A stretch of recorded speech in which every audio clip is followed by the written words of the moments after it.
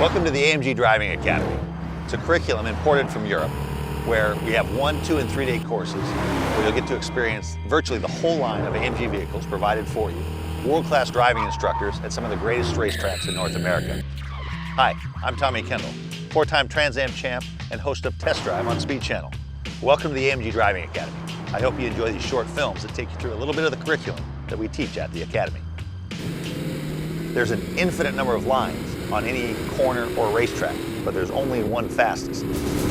Now we're on the autocross course where we start tying all this stuff together. We've been working on eye work, brake technique.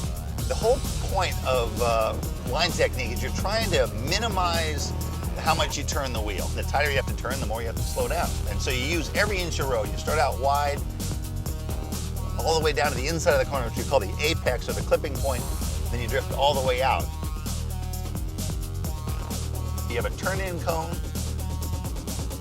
You have an apex or a clipping cone, which is the low point of the corner. And then you have an exit cone on the exit.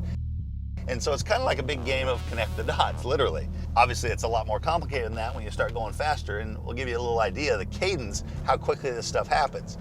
Exit cone, brake, threshold braking, downshift, turning cone, trail brake, ease off the brake, look for the apex cone, pick up the exit cone, feed in throttle, and that is one lap of the autocross course.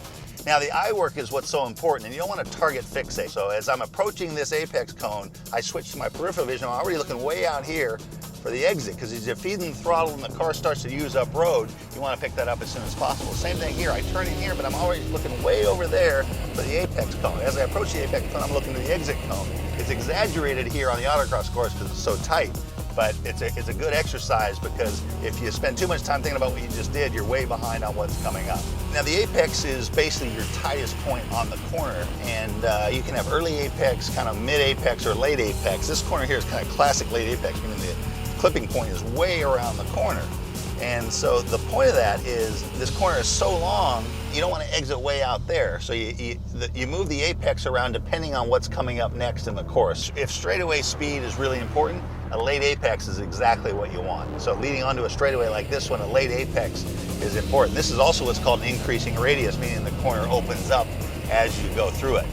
Early apex, they're not as common, but if you early apex in a corner that should be a late apex, you're going to end up running out of road, and you're going to be getting to the edge of the road, and you're going to be jerking out of the throttle, trying to keep the car on the track, when your competitors, if they've set it up right, they might have had to slow down a little bit more entering the corner, but they're going to be feeding in throttle and building speed all the way onto the straightaway while you're getting out of the gas trying to keep it on the racetrack.